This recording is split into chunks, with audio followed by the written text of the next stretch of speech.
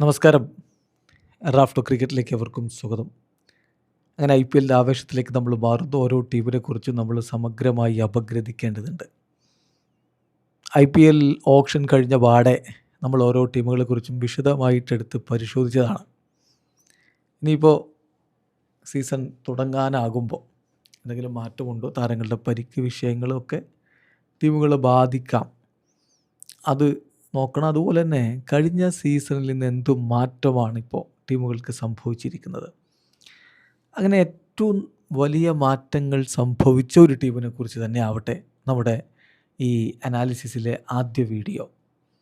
CSK 2025 CSK അത് ഒരു വല്ലാത്ത അവസ്ഥയായിരുന്നു. നമ്മുടെ മെഗാ ഓപ്ഷനൊക്കെ കഴിഞ്ഞ ശേഷമുള്ള CSK, അവരുടെ പ്ലാനുകളൊക്കെ ചീറ്റിപ്പോയൊരു CSK. കളിച്ച 14 കളികളിൽ CSK ജയിച്ചത് 4 കളികൾ. 10 കളികൾ തോറ്റിട്ട് 8 പോയിൻറ്റോടെ പോയിൻ്റ് പട്ടികയിൽ അവസാനം നിന്നൊരു CSK. ആ രൂപത്തിൽ ഇനി അവരെ കാണാൻ ആരാധകർ ആഗ്രഹിക്കുന്നില്ല. ഒരു പക്ഷേ ഇത്തവണത്തേത് അവരുടെ പ്രിയപ്പെട്ട MS ധോണിയുടെ അവസാനത്തെ IPL സീസൺ ആവാനും സാധ്യതയുണ്ട്. പിന്നെ MSD ആയതുകൊണ്ടൊന്നും പറയാൻ പറ്റില്ല. എന്തുകൊണ്ട് ഒരു സീസൺ കൂടി കളിച്ചുകൂടാൻ നോക്കട്ടെ എന്നൊക്കെ പറഞ്ഞു കളയും. അതേതായാലും നമുക്ക് കാത്തിരുന്ന് കാണാം. 44 വയസ്സായി, ഇനി തുടരുന്നതിൽ അർത്ഥമുണ്ടോ എന്ന ചോദ്യമുണ്ട്. കാരണം തല ബാറ്റ് ചെയ്യാൻ ഒരുങ്ങുമ്പോൾ ഉണ്ടാകുന്ന ശബ്ദ കോലാഹലം, തലയുടെ ഒരു സിക്സറിന് ഉണ്ടാകുന്ന ആർപ്പുവിളി, തോറ്റാലെന്താ തല സിക്സർ അടിച്ചില്ലേ എന്നൊന്നും പറഞ്ഞിട്ട് IPL ഇനി അങ്ങനെ അങ്ങ് പോകാൻ പറ്റൂല. അത് CSKക്ക് നന്നായിട്ട് അറിയാം. അതുകൊണ്ട് തന്നെയാണ് CSK അതിനനുസരിച്ചുള്ള മാറ്റങ്ങൾ ടീമിൽ വരുത്തേണ്ടത്. ചില ടഫ് കോളുകൾ അവരെടുത്തു. സാം കറനെയും രവീന്ദ്ര ജഡേജയെയും രാജസ്ഥാൻ റോയൽസിലേക്ക് കൊടുത്തിട്ട് അവർ കൊണ്ടുവന്ന മുതൽ ഇപ്പോൾ T20 വേൾഡ് കപ്പിൽ താരമായി നിൽക്കുന്ന ടീമിനെ കിരീടത്തിലേക്ക് കൊണ്ടുപോയ മുതൽ, അതെ, സാക്ഷാൽ സഞ്ജു സാംസൺ. സഞ്ജുവിൻ്റെ വരവിലുണ്ട് എന്താണ് CSK ഉദ്ദേശിക്കുന്നത് എന്നുള്ളത്. ടീമിൽ വലിയ മാറ്റമുണ്ടാക്കാൻ, ഇമ്പാക്റ്റ് ഉണ്ടാക്കാൻ സഞ്ജുവിനെ കൊണ്ട് കഴിയുമെന്ന് തന്നെയാണ് നമ്മൾ പ്രതീക്ഷിക്കുന്നത്. 2025 അവർക്ക് എന്തെല്ലാം വീക്ക്നെസ്സുകൾ ഉണ്ടായിരുന്നു, അതിനെന്ത് റെസ്പോൺസാണ് ഇപ്പോൾ അവർ കൊടുത്തിട്ടുള്ളത്, ഇതാണ് നമ്മൾ നോക്കുന്നത്. അതിനു മുമ്പ് അവരുടെ ഇപ്പോഴത്തെ സ്ക്വാഡ് നോക്കാം. വിക്കറ്റ് കീപ്പേഴ്സായിട്ട് 4 പേരുണ്ട്. കാർത്തിക് ശർമ്മ ഒരു മികച്ച കൊണ്ടുവരലായിരുന്നു, അദ്ദേഹത്തെ കൊണ്ടുവന്നത്. MS ധോണി, സഞ്ജു സാംസൺ, ഉർവിൽ പട്ടേൽ. ഒറ്റനോട്ടത്തിൽ ഇതിൽ സ്റ്റാർട്ട് ചെയ്യുക ആരാന്ന് ചോദിച്ചാൽ സഞ്ജു സാംസൺ എന്ന് പറയേണ്ടി വരും. പക്ഷേ MS ധോണിയോട് നിങ്ങൾ കളിക്കണ്ടെന്നും പറഞ്ഞ് പുറത്ത് ഇരിക്കാൻ പറയാൻ ആർക്കെങ്കിലും ധൈര്യമുണ്ടാകുമോ? ഇല്ല. MSD കളിക്കണം എന്ന് പറഞ്ഞാൽ അദ്ദേഹം കളിക്കും. അപ്പോൾ ഒരു പക്ഷേ സഞ്ജു ഫീൽഡറായിട്ട് ഫീൽഡിൽ നിൽക്കേണ്ട അവസ്ഥയായിരിക്കും. ഗ്ലൗ അണിഞ്ഞുകൊണ്ട് MSD ആയിരിക്കും. അത് കണ്ടറിയണം. ബാറ്റേഴ്സായിട്ടിപ്പോൾ സർഫ്രാസ് ഖാൻ ഈ ഓപ്ഷനിൽ കൊണ്ടുവന്നാണ്. Matthew Short, captain Ruturaj Gaikwad, Ayush Mhatre ഇപ്പോൾ മിന്നും ഫോമിലാണ്. ഡേവൽഡ് ബ്രവിസ്, കഴിഞ്ഞ തവണയൊക്കെ അവസാനം ബ്രവിസൊക്കെ ഒന്ന് വന്നിട്ടാണ് അവരുടെ ബാറ്റിംഗ് ഒന്ന് പച്ച പിടിച്ചത്.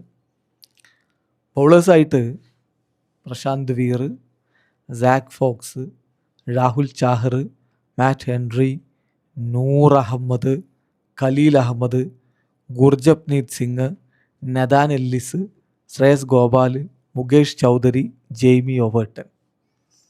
ഓൾറൗണ്ടർമാരായിട്ട് അമൻ ഖാൻ, അഖിൽ ഹുസൈൻ, ശിവൻ ദ്യൂബെ, രാമകൃഷ്ണ ഘോഷ്, അൻഷുൽ കമ്പോജ്. ഇതാണ് സ്ക്വാഡ്. ഇതിൽ തീർച്ചയായിട്ടും ഇപ്പോൾ ഈ വേൾഡ് കപ്പിൽ ഇന്ത്യക്ക് വേണ്ടി കിരീടം ചൂടുന്നതിൽ സുപ്രധാന പങ്കുവഹിച്ച 2 പേരുണ്ട്, ദ്യൂബയും സഞ്ജു സാംസണും. അവരുടെ മിന്നും ഫോം ഒരു പ്രതീക്ഷയാണ്. പിന്നെ ബ്രവിസൊക്കെ നല്ല ഫോമിലാണല്ലോ. അതുപോലെ തന്നെ ഷോട്ടിനെയൊക്കെ കൊണ്ടുവന്നിട്ടുണ്ട്. കുറേ മാറ്റങ്ങളുണ്ട്. അപ്പോൾ വിദേശ താരങ്ങളിൽ ആരെ 4 പേരെ ഇറക്കും എന്നുള്ളത് കണ്ടറിയേണ്ട കാര്യമാണ്.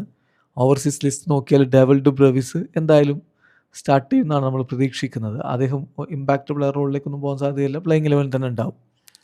Then Matt Henry, Nathan Ellis, Noor Ahmad, Jamie Overton, Zak Foulkes, Akhil ഹുസൈന്, മാറ്റ് ഷോട്ട്. ഇതാണ് അവരുടെ വിദേശ താരങ്ങളുടെ ലിസ്റ്റ്. ഇതിലിപ്പോൾ നമുക്ക് കണ്ണുമടച്ച് പ്ലേയിങ് 11 ഉണ്ടാവും എന്ന് പറയാൻ പറ്റുന്നത് ഡേവൽഡ് ബ്രവിസും നൂർ അഹമ്മദുമാണ്. ബാക്കി താരങ്ങൾ ഇപ്പം പിച്ചിൻ്റെ കണ്ടീഷനും മറ്റുമൊക്കെ അനുസരിച്ചായിരിക്കും. ഒരുപക്ഷെ നഥാൻ എല്ലിസോ മാറ്റ് ഹെൻറിയോ പ്ലേയിങ് ലെവലിൽ വന്നേക്കാം. ഒരു ഓൾറൗണ്ടർ വേണം എന്ന രൂപത്തിൽ ജെയ്മി ഒവേർട്ടിന് അവസരം കൊടുക്കാൻ സാധ്യതയുണ്ട്. ഇങ്ങനെയൊക്കെയുള്ള കാര്യങ്ങളാണ്. എന്നാൽ അത് ഓരോ കളിക്കനുസരിച്ച് വ്യത്യസ്തമായിരിക്കും. ഇപ്പോൾ എന്ത് മാറ്റമുണ്ടാക്കി എന്നുള്ള ചോദ്യത്തിലേക്കാണ് നമ്മൾ വരുന്നത്. 2025 അവരുടെ പ്രധാനപ്പെട്ടൊരു പ്രശ്നം എന്താണെന്നറിയോ? സ്ലോ പവർ പ്ലേ ആയിരുന്നു. പവർ പ്ലേയിൽ തപ്പിത്തടയുന്ന CSK. എത്ര തവണ അത് കണ്ട് നമ്മൾ CSK ആരാധകരായിട്ടുള്ളവർ നിരാശപ്പെട്ടിട്ടുണ്ടാവണം. അപ്പോൾ worst power play run rate ആയിരുന്നു 2025 അവർക്ക്. കളിച്ച ടീമുകളിൽ ഏറ്റവും മോശം പവർ പ്ലേ റൺ റേറ്റ് 8.7. എന്താ പരിഹാരം? Sanju Samson. Yes, Sanju is the solution for this problem. Sanju Samson power പ്ലേയിൽ റണ്ണങ്ങ് പൊട്ടിക്കാൻ സഞ്ജു ഉണ്ടാവും.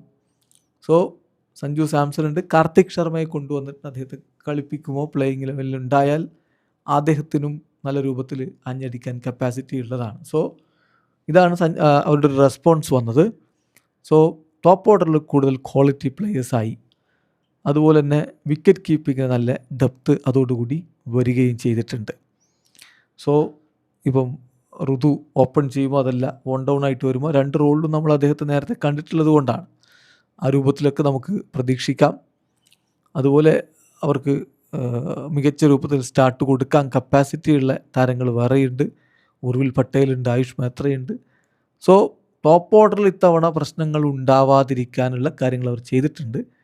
റൺ റേറ്റിലെ പവർ പ്ലേയിലെ റൺ റേറ്റിലെ കുറവിൻ്റെ പരിഹാരമാണ് സഞ്ജു സാംസൺ എത്തിച്ചിരിക്കുന്നത്. പിന്നെ സ്പിന്നിനെതിരെ അവർ നന്നായിട്ട് സ്ട്രഗിൾ ചെയ്തിരുന്നു 2025.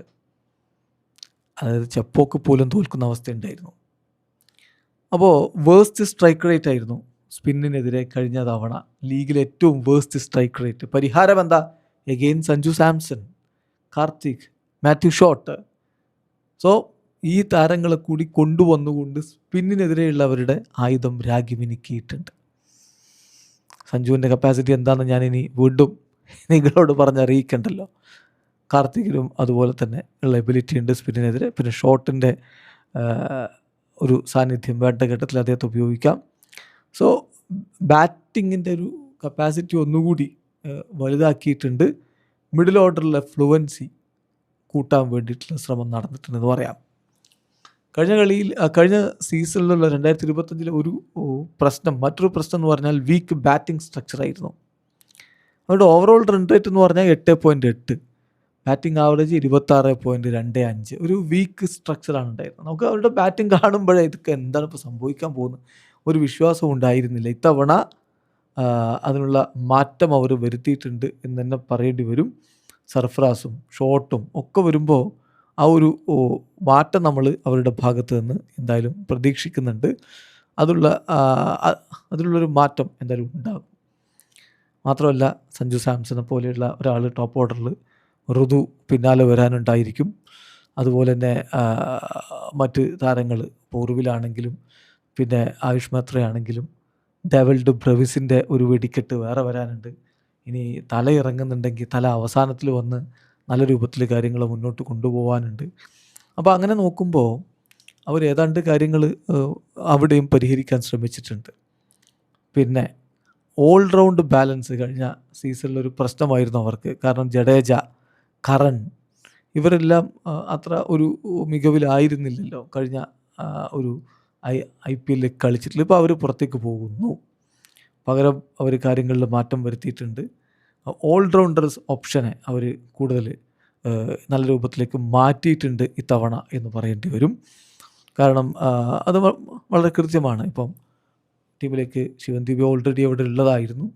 അദ്ദേഹത്തെ കൂടാതെ തന്നെ ഇപ്പോൾ ഉപയോഗപ്പെടുത്താൻ പറ്റുന്ന തരത്തിലുള്ള താരങ്ങളെ കൂടി അവർ എത്തിച്ചിട്ടുണ്ട്. പ്രശാന്ത് വീറിനെയൊക്കെ വേണമെങ്കിൽ ആ രൂപത്തിൽ അവർക്ക് ഉപയോഗപ്പെടുത്താൻ പറ്റും. അങ്ങനെയുള്ള കാര്യങ്ങൾ ടീമിന് ഗുണം ചെയ്യും. പിന്നെ ജെയ്മി ഒവേർട്ടൺ ഓൾറെഡി അവരുടെ സ്ക്വാഡിലുണ്ട്. അദ്ദേഹത്തിൻ്റെ ഭാഗത്ത് നിന്ന് മികച്ച ബാറ്റിംഗ് പ്രകടനം അത് വേണമെങ്കിൽ വേണ്ട ഘട്ടത്തിൽ അദ്ദേഹത്തിന് ഉപയോഗപ്പെടുത്താൻ പറ്റും. അപ്പോൾ അങ്ങനെയൊക്കെയുള്ള സാഹചര്യങ്ങളും സാധ്യതകളും അവർ ഇത്തവണ വർദ്ധിപ്പിച്ചിട്ടുണ്ട്. കൂടുതൽ സാധ്യതകളുണ്ട് എന്നർത്ഥം. സോ പോയ സീസണിലെ പ്രശ്നങ്ങൾക്ക് ഒരു പരിധിവരെ പരിഹാരം കണ്ടിട്ടാണ് ഇത്തവണ ചെന്നൈ സൂപ്പർ കിങ്സ് വരുന്നത്. നിങ്ങൾ നോക്കിയാൽ മതി. ബാറ്റിങ്ങിലെ പ്രശ്നങ്ങൾ ഓൾമോസ്റ്റ് പരിഹരിക്കപ്പെട്ടിട്ടുണ്ടല്ലോ. ആയുഷ് മേത്ര, അതുപോലെ ഉർവിൽ പട്ടേൽ, ഇങ്ങനെയുള്ളവരുടെ സാന്നിധ്യം കഴിഞ്ഞ തവണ അവർക്ക് ഗുണം ചെയ്തിരുന്നു. ഇത്തവണ അവരെ കൂടാതെ സഞ്ജു സാംസൺ വരുന്നു. പിന്നെ പിന്നാലെ വരാൻ അതുപോലെ ഡെവൽഡ് ബ്രെവിസ് എന്തായാലും ഉണ്ട്. രുദ്രാജ് ഗെയ്ക്വാദും ഉണ്ട്. സോ സൂപ്പർബായിട്ടുള്ള ബാറ്റിംഗ് ലൈനപ്പ് എന്തായാലും അവർ ഉണ്ടാക്കിയെടുത്തിട്ടുണ്ട്. പോയ സീസണിലെ പ്രശ്നങ്ങൾ കവർ ചെയ്തിട്ടുണ്ട്. ഇത്തവണ അവർ ക്ലിക്കാവുമെന്ന പ്രതീക്ഷയിൽ തന്നെ ആരാധകർ കാത്തിരിക്കുകയാണ്. നിങ്ങൾക്ക് ഒരു പക്ഷേ ടീമിനെക്കുറിച്ച് വ്യത്യസ്ത അഭിപ്രായങ്ങളുണ്ടാവും. കമൻറ്റ് ബോക്സ് രേഖപ്പെടുത്തുക. ആരോഗ്യകരമായ ചർച്ചകളുമായി നമുക്ക് മുന്നോട്ട് പോകാം. വീഡിയോ അവസാനിക്കുന്നു. ക്രിക്കറ്റ് ലോകത്ത് കൂടുതൽ വിശേഷങ്ങളുമായി റാഫ് ടോക്സിൽ എത്താം.